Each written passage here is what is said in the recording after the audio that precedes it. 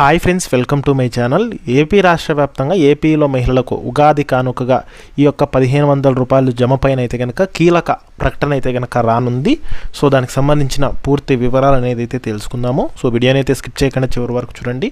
వీడియోలోని ఇన్ఫర్మేషన్ నచ్చితే ఛానల్ని సబ్స్క్రైబ్ చేసుకోండి. వీడియో యూస్ఫుల్ అనిపిస్తే కనుక మీ ఫ్రెండ్స్ అండ్ ఫ్యామిలీ మెంబర్స్కి మన వీడియోస్ని షేర్ చేసి నాకు సపోర్ట్ చేయండి. వీడియోస్ చూస్తున్నారు కానీ లైక్ చేయట్లేదు, మీరు ఇన్ని లైక్ చేస్తే నాకు అంత సపోర్టివ్గా ఉంటుంది, వీడియో కూడా ఎక్కువ మందికి చేరుతుంది, దానివల్ల వీడియోలోని ఇన్ఫర్మేషన్ ఎక్కువ మందికి తెలుస్తుంది అనమాట. ఇక లేట్ చేయకుండా టాపిక్లోకి అయితే వెళ్ళిపోదాము. సో ఏపీ రాష్ట్ర వ్యాప్తంగా ఈ కూటమి ప్రభుత్వం అయితే కనుక ఉగాది కానుకగా మహిళలకైతే కనుక అదిరిపోయే శుభవార్తను అయితే కనుక ప్రకటించనుంది. అంటే ఏపీలోని మహిళలకు ప్రతి నెల 1500 అయితే కనుక జమ చేస్తామని అయితే చెప్పారు కదా. సో ఆ పథకానికి సంబంధించిన ముఖ్యమైన అప్డేట్ అయితే కనుక రానుంది.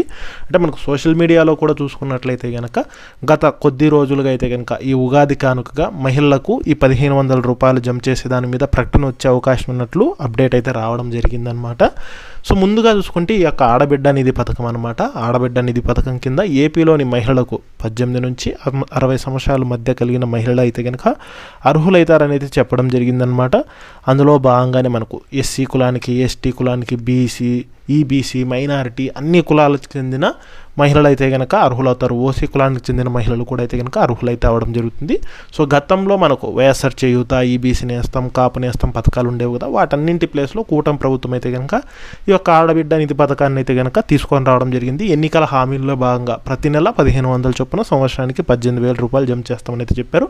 ఇప్పటికి చూసుకుంటే ఇంచుమించుగా మనకు 2 సంవత్సరాలు అయితే కనుక కంప్లీట్ కావస్తుందన్నమాట. అయినప్పటికీ మనకు ఈ పథకానికి సంబంధించిన విధి విధానాలు కానివ్వండి, గైడ్లైన్స్ కానివ్వండి ఇంకా ప్రభుత్వం అయితే కనుక విడుదలైతే చేయలేదు. ఇప్పుడు వచ్చిన లేటెస్ట్ అప్డేట్ ప్రకారం చూసుకుంటే మనకు సోషల్ మీడియాలో కూడా చూసుకున్నట్లయితే కనుక ఈ ఉగాదికి మనకు 2026 సంవత్సరం ఉగాదికి సంబంధించి ఉగాది రోజున కీలక ప్రకటన చేసే అవకాశం ఉందని అయితే చెప్తున్నారనమాట. అంటే మనకు ఈ పథకాన్ని ఎప్పటి నుంచి అమలు చేస్తారు, ఎవరెవరు అర్హులు అవుతారు, సో ఏ ఏ అర్హతలు ఉండాలి, విధి విధానాలు, గైడ్లైన్స్ ఇలాంటివన్నీ మనకు ఈ ఉగాది రోజున ప్రభుత్వం అంటే మనకు రాష్ట్ర ప్రభుత్వం ప్రకటన చేసే అవకాశం ఉందని అయితే కనుక చెప్తున్నారనమాట. అంటే ఎప్పుడు డబ్బులు విడుదల చేస్తారని చెప్పి ఒక క్లారిటీ ఇచ్చే అవకాశం ఉందని అయితే చెప్పడం జరుగుతుందన్నమాట. సో మనకు అప్డేట్ అయితే ఆ రోజు వచ్చే అవకాశం ఉన్నట్లు సోషల్ మీడియాలో కూడా అయితే ఇన్ఫర్మేషన్ అయితే రావడం జరిగిందనమాట.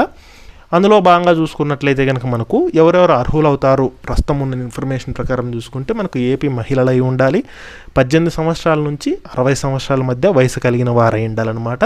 అదేవిధంగా ఏంటంటే 60 సంవత్సరాలు దాటితే కనుక వారికి ఏంటంటే పెన్షన్స్కి ఎలిజిబుల్ అవుతారు కాబట్టి ఎన్టీఆర్ భరోసా పెన్షన్స్ అయితే కనుక అందించడం జరుగుతుందన్నమాట.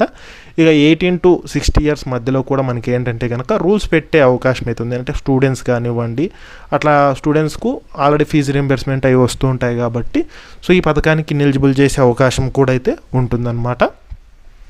ఇట్లా రూల్స్ పెడతారు. ఆల్రెడీ క్యాస్ట్లను అయితే మెన్షన్ చేశారు. మొత్తం అన్ని క్యాస్ట్లకు సంబంధించిన మహిళలకు అయితే అందజేస్తామని అయితే తెలపడం అయితే జరిగింది. ఇక అప్లికేషన్ ప్రక్రియ అనేది అయితే కనుక గ్రామ వార్డు సచివాలయాల ద్వారా ఉంటుందన్నమాట. సో వెబ్సైట్ అనేది అయితే కనుక మనకు ఓపెన్ చేయడం జరుగుతుంది. అందులోనే అప్లికేషన్ ప్రాసెస్ అయితే చేయడం అయితే జరుగుతుంది.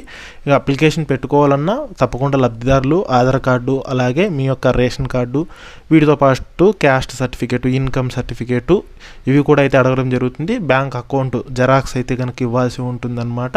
సో అప్లికేషన్ ఫామ్ అనేది అయితే ఫిల్ చేసి ఇస్తే సో 6 స్టెప్ వెరిఫికేషన్ చేసి మీరు అర్హులైతే కనుక అర్హుల జాబితాలో పేరు అనేది నమోదు చేస్తారు. 6 స్టెప్ వెరిఫికేషన్లో కూడా ఏంటంటే కనుక సో మీకు ల్యాండ్ అనేది ఎంత ఉంది, అంటే ప్రభుత్వం విధించిన దానికంటే ల్యాండ్ అనేది ఎక్కువ ఉందా తక్కువ ఉందా అనేది అయితే చూస్తారు. తర్వాత మీకు ఏమన్నా 4-వీలర్ ఉందా అనేది చెక్ చేస్తారు. అలాగే మీ ఇంట్లో ఎవరైనా గవర్నమెంట్ పెన్షనర్ కానీ గవర్నమెంట్ ఎంప్లాయీ కానీ ఎవరైనా ఉన్నారనేది చూస్తారు. మీరు ఏమైనా ట్యాక్స్ అంటే ఐటీ రిటర్న్స్ ఏమైనా పే చేశారనేది చెక్ చేస్తారు. అలాగే విద్యుత్ వినియోగం 300 యూనిట్ల కంటే ఎక్కువ ఏమన్నా వాడకం చేశారనేది అయితే చెక్ చేస్తారనమాట. సో ఈ రకంగా అయితే కనుక 6 స్టెప్ వెరిఫికేషన్ అయితే చేస్తారు. అంతేకాకుండా ఈ మధ్యకాలంలో కూడా P4 సర్వే అయితే కనుక చేయడం జరిగిందనమాట. సో వీటన్నింటిని దృష్టిలో పెట్టుకొని మీకు అర్హత ఉన్నట్లయితే కనుక ఎలిజిబిలిటీ ఉంటేనా అర్హుల జాబితాలో మీ పేరు అయితే నమోదు చేయడం జరుగుతుందన్నమాట. ఇలా ప్రక్రియ అయితే ఉంటుంది. సో మొత్తంగా చూసుకున్నట్లయితే కనుక మనకి ఏంటంటేనా ఈ ఉగాది నాటికి అయితే కనుక ఈ పథకానికి సంబంధించిన విధి విధానాలు కానివ్వండి, గైడ్లైన్స్ కానివ్వండి, లేకపోతే పథకాన్ని ఎప్పుడు అమలు చేస్తామని చెప్పి అప్డేట్స్ అయితే వచ్చే అవకాశం అయితే ఉందన్నమాట. సో దానికి సంబంధించి ఏ చిన్న అప్డేట్ వచ్చినా నేను మన ఛానల్ తప్పకుండా అయితే పోస్ట్ చేస్తాను. అప్డేట్స్ మిస్ కాకూడదంటే ఛానల్ని సబ్స్క్రైబ్ అయితే చేసుకోండి.